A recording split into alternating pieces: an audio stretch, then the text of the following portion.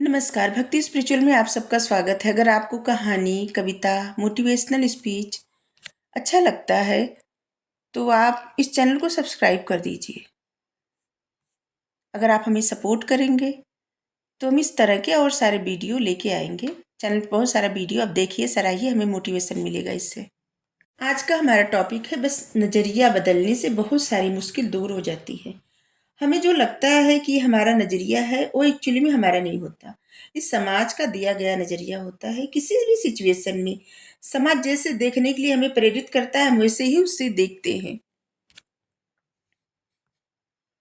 हम जिस समाज में रहते हैं, उसका प्रभाव हमारे ऊपर पड़ता है, चाहे वो प्राचीन काल से हो, प्राचीन काल में हो या फिर 20वीं शताब्दी में, कोई फर्क नहीं पड़ा है।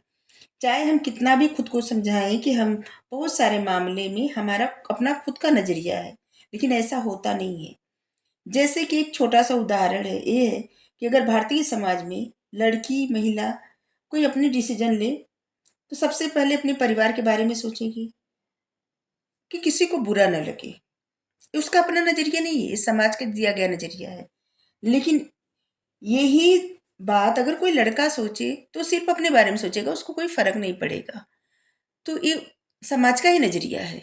और भारतीय समाज में इसी नज़रिए के कारण कितनी सारी अपॉर्चुनिटी, कितनी सारी लड़कियां, महिलाएं खो देती हैं, क्योंकि उनको अपने से पहले दूसरों के बारे में सोचना पड़ता है, अपनों के बारे में सोचना पड़ता है। लेकिन लड़कों के लिए ऐसी कोई पाबंदी नहीं है। लेकिन पश्चिमी देशों में ऐसा कुछ नहीं है, क्योंकि उनका समाज ऐसा ही है। तो समाज का असर हमारी सोच पर, हमारे नज़रियों पर पड़ता है। क्योंकि हम जिस समाज में रहते हैं, वहाँ खुद को प्रायोरिटी देना ज़्यादा महत्वपूर्ण नहीं होता। लेकिन हमारे समाज में अजीब विडंबना ये भी होती है कि लड़का अपने बारे में सोच सकता है, लड़की नहीं सोच सकती, क्योंकि ये समाज का नज़रिया, किसी का इंडिविजुअल कुछ नहीं है। लोगों के बारे में पहले सोचना पड़ता है। अगर किसी महिला या किसी लड़की पे पाबंदी न भी हो, तब भी उनके मन में आ जाता है, उनके माता पिता, उनके लोग कहीं कुछ और न सोचे या फिर वो दूर न हो जाए, ऐसा डर हो जाता है। इस समाज का दिया गया नजरिया रहता है, जो प्रभाव पड़ जाता है। में समाज जो नजरिया देता है ना, हम सब दुनिया उसी नजरिए से देखते हैं। कुछ ही लोग ऐसे होते होंगे जो अपना खुद का नजरिया बना पाते हैं, लेकिन वो भी अगर समाज का नजरिया बदलने का प्रयास करते हैं ना, तो शायद ही वो अपने मकसद में कामयाब हो पाते हैं। इसका सबसे बड़ा उदाहरण महात्मा बुद्ध है। बौद्ध धर्म पूरी दुनिया में फैला हुआ है, लेकिन सारे देश में, इतने सारे देश है, ज्यादातर लोग बौद्ध धर्म अपनाए हैं। ज्यादातर लोग, श्रीलंका हो या फिर नेपाल हो, म्यांमार हो, कंबोडिया हो, मतलब बहुत सारे देश है ऐसे, चीन। लेकिन भारत में, जिस देश में ये बौद्ध धर्म उत्पन्न हुआ, उसी देश में न के बराबर है।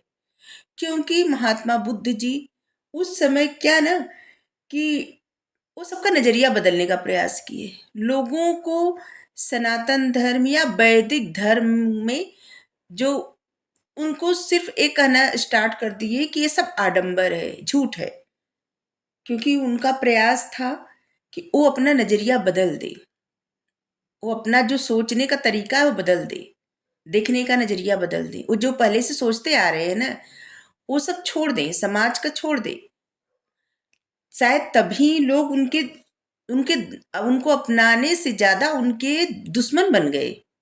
जितने उनके फॉलोअर्स हुए, उससे ज्यादा उनके हेटर्स हो गए, क्योंकि उनको लगता था कि एक गलत कह रहे हैं, जबकि वो सच कह रहे थे। लेकिन उनको क्या था ना, कि वो वैदिक धर्म को गलत ठहरा रहे थे, ये लोगों से बर्दाश्त नहीं हो रहा था। अगर वो गलत न ठहरा के सिर्फ अपनी बातें रखते, तो शायद भारत में बौद्ध धर्म ज्यादा से ज्यादा लोग अपनाए होते। क्योंकि अगर किसी को किसी का नजरिया बदलने के लिए कहा जाता है, प्रयास करने को कहा जाता है, या फिर दबाव डाला जाता है, कोई नहीं बदल पाता, तब उसको गुस्सा आता है। जैसे टीनेजर बच्चे होते हैं, उस समय जो वो सोचते हैं, उनको ये मना किया जाता है कि ऐसा मत सोचो, उतना ज्यादा वो ऐसी बातें सोचते हैं, जितना ज्यादा दबाव उन पे डाले। बस उसी तरह से, जिस अगर किसी के माइंड में, किसी के मन मस्तिष्क में जो विचार भर गए हैं, बसे हैं, वो बदलने का कोई प्रयास करता है तो नहीं बदलते। अगर अगर बुद्ध जी वैदिक धर्म पे कोई बात ही न करके सिर्फ बौद्ध धर्म की खूबियां बताते और ये बताते कि बौद्ध धर्म से क्या अच्छा होगा, कैसे लोगों का कल्याण होगा, सिर्फ उसी उसी की अच्छाई बताते जाते ना, तो शायद लोगों का बहुत सारा नजरिया बदल जाता और बौद्ध धर्म लोग अपना लेते। क्योंकि उन किसी को ये बर्दाश्त नहीं होता कि जो वो लोग सोचते हैं उनके बारे में कोई बुरा कहे। वैदिक कर्मकांड पर कोई टीका टिप्पणी न की करते और सिर्फ ये बताते कि बौद्ध धर्म से कैसे किसी का कल्याण होगा, तो आज बौद्ध धर्म भारत में भी ज़्यादा से ज़्यादा लोग अपनाए रहते और बहुत लोकप्रिय धर्म रहता हम बौद्ध धर्म हम भारत का। और बहुत सारे लोग बौद्ध धर्म के अनुयायी होते भारत में भी, लेकिन अभी न के बराबर है, क्योंकि बौद्ध जी सबका नजरिया बदलने का प्रयास किए थे। हमारे समाज की एक खासियत है कि अगर कोई उनकी सोच को ये कहकर बदलने का प्रयास करे कि वो गलत है, तो कभी भी समाज स्वीकार नहीं करता, कोई नहीं स्वीकार करता, उसके मन से स्वीकार ही नहीं होता, स्वीकार नहीं कर पाता। लोग समझने के बजाय समझाने वाले से नफरत करने लगते हैं।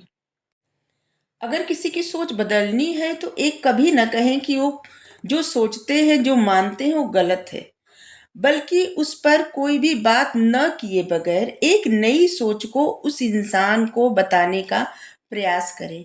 उससे आप उस इंसान का ध्यान अपनी तरफ आकर्षित कर पाएंगे, अपनी तरफ खींच पाएंगे, अपनी बातें उस इंसान तक पहुंचा सकते हैं। जैसे दयानंद सरस्वती जी कितने महान थे, कितने ज्यादा ज्ञानी थे वो, लेकिन उन्होंने क्या मूर्ति पूजा के सोच पे प्रहार किया और जिससे उनकी बातें सुनने से ज्यादा लोग उनसे बैर रखने लगे। किसी को भी समाज के सामने अपनी सोच रखनी हो तो इस बात का हमेशा ध्यान रखें कि समाज की जो सोच है, जो उसका नजरिया है, उसको आहत किए बिना अपनी सोच के महत्व को बताएं और धीरे धीरे समाज के नजरिए को बदलने का प्रयास किया जाए, तभी हम सबका नजरिया बदल सकता है। जैसे किसी को हराने से ज्यादा खुद जीतने का प्रयास करना, किसी की कमी बताए बगैर बगैर अपनी खूबियां गिनाना। जैसे राजनीतिक दल भी होते हैं कि दूसरों के हराने पर जो लोग ज्यादा जोर देते हैं वो कभी जीत नहीं पाते, और जो सिर्फ अपने जीतने पर ध्यान देते वो जीत जाते हैं। Thank you so much.